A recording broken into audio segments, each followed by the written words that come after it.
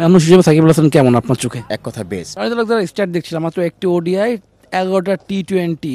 আফসোস আক্ষেপ কাজ করে কিনা? আমার এই দোষ আমি মেনে নিব, কারণ আমার ভাগ্যে ছিল না, আমি ওইভাবে কন্ট্রিবিউট করতে পারি নাই। যদি আমি ন্যাশনাল টিমে ওইভাবে কন্ট্রিবিউট করতে পারতাম তাহলে আমি ওই জায়গাটা ধরে রাখতে পারতাম। এবার সিলেটে খেলছেন, মানে কেমন লাগছে? দুটি ম্যাচে রান করেছেন, শুরুটা ভালো পেয়েছিলেন, যদি শেষ ম্যাচে কিছুটা মানে মনের মতো স্কোর করতে পারেন। দেখেন, অ্যাজ এ প্লেয়ার হিসেবে আমাকে ডিফারেন্ট টিমে খেলতে হয় প্রতি ইয়ারই। তো রংপুরও ভালো টিম ছিল, আর সিলেটে এবার আমরা ভালো টিম মেক করেছে। তো আমাদের এখানে একটা ব্যালেন্স টিম আছে সিলেটে।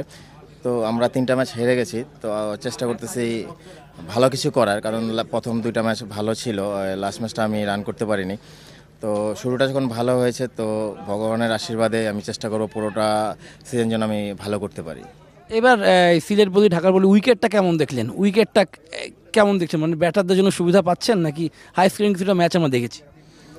দেখেন, এবারে উইকেটটা স্পটিং উইকেট আমি বলবো, খুবই ভালো, বোলিংয়ের জন্য খুবই ভালো, ব্যাটসম্যানদের জন্য খুবই ভালো। তো ওভারঅল স্পটিং উইকেট। সিলেট টিমে যারা কোচিং রয়েছেন, ব্যাটিং কোচ হিসেবে তুষার ভাই রয়েছেন, রাসেল ভাই রয়েছেন, মুরাদ খান রয়েছেন, তাদের কোচিং প্রসেসটা আপনার কাছে কেমন লাগে এবং তাদের সঙ্গে আপনি রয়েছেন অ্যাজ এ সিনিয়র ক্রিকেটার হিসেবে, সেটা কেমন লাগছে?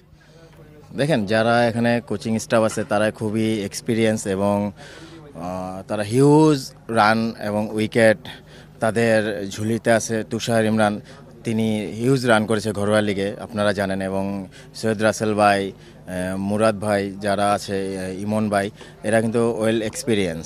তো তারা খুবই সাপোর্ট করতেছে এবং তাদের এক্সপিরিয়েন্স শেয়ার করতেছে। এখন বাকিটা প্লেয়ারদের উপর, আমরা যদি সেটা মাঠে 100% দিতে পারি, আশা করি আমরা ভালো কিছু আসবে নেক্সট ম্যাচে। আমি তো লোকদের স্টার্ট দেখছিলাম মাত্র একটি ওডিআই, 11টা টি20। আফসোস আক্ষেপ কাজ করে কিনা? কারণ বিপিএল সিজনটা আপনার 2 সিজন খারাপ যায়নি, মোটামুটি ভালো হয়ে গিয়েছে। জাতীয় দলে নিয়মিত হতে পারেননি, কোনো এক কারণে বাদ পড়েছেন, কোনো আক্ষেপ আফসোস এই বিষয়টা কাজ করে কিনা মনের মধ্যে? দেখেন, অ্যাজ এ প্লেয়ার হিসাবে তো একটু আক্ষেপ কাজ করে, কারণ সেটা আমারই দোষ আমি মেনে নিব, কারণ আমার ভাগ্যে ছিল না, আমি ওইভাবে কন্ট্রিবিউট করতে পারি নাই। যদি আমি ন্যাশনাল টিমে ওইভাবে কন্ট্রিবিউট করতে পারতাম তাহলে আমি ওই জায়গাটা ধরে রাখতে পারতাম। তামিম চ্যাম্পিয়ন্স ট্রফি খেলতে চান না, যদি সুযোগ থাকে আপনি নিজেকে নিয়ে কীভাবে তৈরি করবেন, কীভাবে নিজেকে প্রস্তুত করবেন? সিনিয়র একজন ওপেনার দরকার ন্যাশনাল টিমে।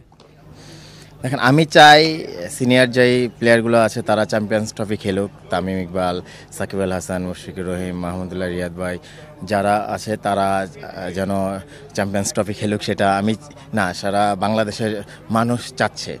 আর আমি এখনও ন্যাশনাল টিম নিয়ে ওটা চিন্তা করতেছি না, কারণ আমি এখন পুরোটা ফোকাস এই বিপিএল নিয়ে। চাচ্ছি এই বিপিএলে ভালো করে, বাকিটা যখন আমার যদি সুযোগ আসে তো ওয়েল। লিটন দাস, সৌম্য সরকার, রনি তালুকদার একটু পারফরমেন্স খারাপ করলে নানা সমালোচনা সামাজিক যোগাযোগ মাধ্যমে তাদের নিয়ে হয়। কারণটা কি কখনো খুঁজে পেয়েছেন সমালোচনাগুলো কী জন্য হয়? ভালো করার পর অনেক সময় সমালোচনা হয়।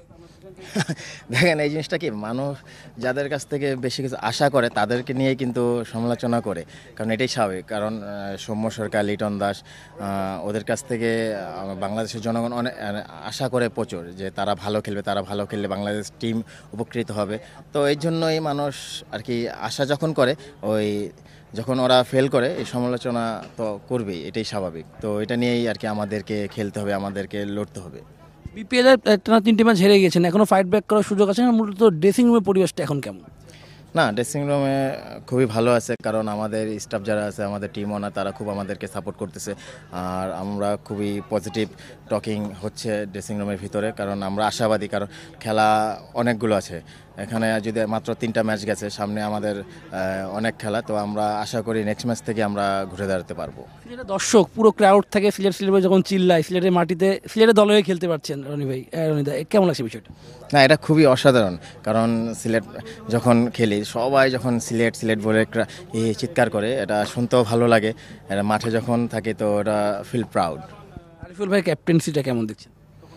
না, আরিফুল দেখেন, ও অনেক এক্সপিরিয়েন্স প্লেয়ার, ও অনেক দিন ধরেই ঘরোয়া লিগ খেলতেছে, এবং ও ক্যাপ্টেন্সি কিন্তু করেছে এর আগেও, এনসিএলে করেছে।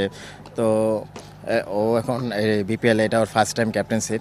তো ও এটা শিখতেছে এবং ও ভালো করবে। আপনারা টার্গেট ফিক্স করেছেন কিনা বিপিএল ঘিরে, যে টুর্নামেন্ট শেষে আপনি নিজেকে এখানে দেখতে চান, ব্যাটসম্যানের 3-4-এর মধ্যে দেখতে চান? হ্যাঁ, একটা তো প্ল্যান আছে অবশ্যই, কারণ আমি এবার আমার একটা টার্গেট যেটা করেছি সেটা 1 থেকে 3-এর ভিতরে আমি রান গেটার হতে চাই। শুরুটা ভালো হয়েছে। এটা কন্টিনিউ করার চেষ্টা করব। ভগবান যদি আশীর্বাদ করে তো সেটা আরও ভালো কিছু সামনে আসবে আশা করি। যদি একটু প্রশ্ন করার অনুমতি দেন, একটু জানতে চাচ্ছিলাম সাকিব আল সঙ্গে কোনো কথা হয়েছে কিনা এই সময়ের মধ্যে, তিনি কোনো আপনাকে কি বলেছেন? আপনার সঙ্গে তার দারুণ সম্পর্ক আমরা জানি। দেখেন, উনি বাংলাদেশের লিজেন্ড, তো হ্যাঁ ওনার সাথে কথা হয়েছে, তো ওনার কাছ থেকে আমি অনেক কিছু জানার চেষ্টা করি, কারণ এই T20 T10 এই ধরনের খেলাগুলোতে উনি অনেক এক্সপিরিয়েন্স। তো এই বিপিএলের আগে ওনার সাথে আমি জাস্ট একটা মেসেজ দিয়েছি যে আমি এটা কিভাবে খেলবো এবং আমি কি করব, এই খেলা নিয়ে আর কি ওনার কাছ থেকে জানতে চেয়েছি। তো উনি আমাকে ওই ধরনের পরামর্শগুলোই দিয়েছে যে আমি কি করলে এটা বেটার করতে পারি। মানুষ হিসেবে সাকিব আল হাসান কেমন আপনার চোখে, এজ এ কলিগ হিসেবে? এক কথা বেস্ট।